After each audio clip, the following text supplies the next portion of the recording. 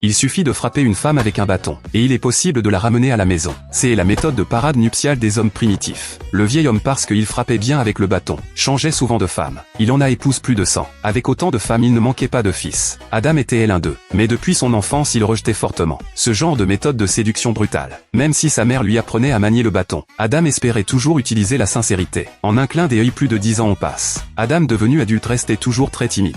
Il se faisait pincer par des crabes même en entrant dans la rivière. Son frère était totalement différent. Non seulement il était grand et robuste, mais aussi est l'héritier du clan. Il était donc très populaire auprès des femmes. Afin de courtiser la déesse, Adam a spécialement fabriqué un vélo avec des lianes. Il voulait emmener la déesse se promener. Mais dès qu'il monte dessus, le vélo et tombe en morceaux. Lorsque les gens allaient pêcher ensemble, il voyait que les compagnons ne trouvaient que des algues. Adam a sorti le filet de pêche qu'il avait inventé, prêt à se montrer devant tout le monde. Mais son frère l'a déchiré d'un seul coup. Il pensait que les inventions de Adam étaient inutiles. Elles étaient moins pratiques qu'une lance. Heureusement, les actions de Adam ont attiré l'attention de la déesse. La femme a dit à Adam, s'il aimait elle, il devait la frapper avec un bâton. La femme a même gentiment appris à Adam comment manier le bâton. Adam a soudainement compris. Au moment où il a pris le bâton pour frapper, son frère a agi avant lui. Adam n'aurait jamais imaginé que la déesse qu'il aimait deviendrait sa belle-sœur. À ce moment-là, il a profondément regretté. Il est donc allé demander de l'aide à un ami. Son ami lui a conseillé de frapper quand il aimait quelqu'un. Mais Adam refusait toujours cette méthode. Alors qu'il était perdu dans ses pensées, il a vu par hasard plus de 80 vieillards trouver le véritable amour avec un bâton. En voyant que s'il ne agissait pas rapidement, il risquait de rester célibataire toute sa vie. Ce jour-là, il est allé sur la montagne pour réfléchir. Il a vu par hasard une femme cueillir des fleurs. Elle a mis élégamment une couronne de fleurs et a souri à Adam en se retournant. Adam tombe complètement sous son charme.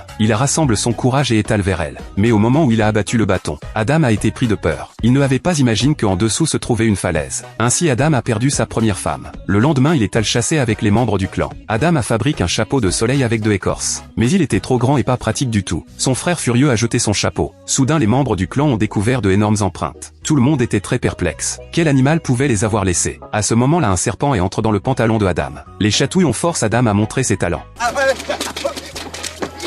En voyant son frère se ridiculiser devant le clan, le frère a encore jeté le pantalon de Adam. Soudain, un bruit étrange est venu de devant. Les membres du clan enlèvent la tête.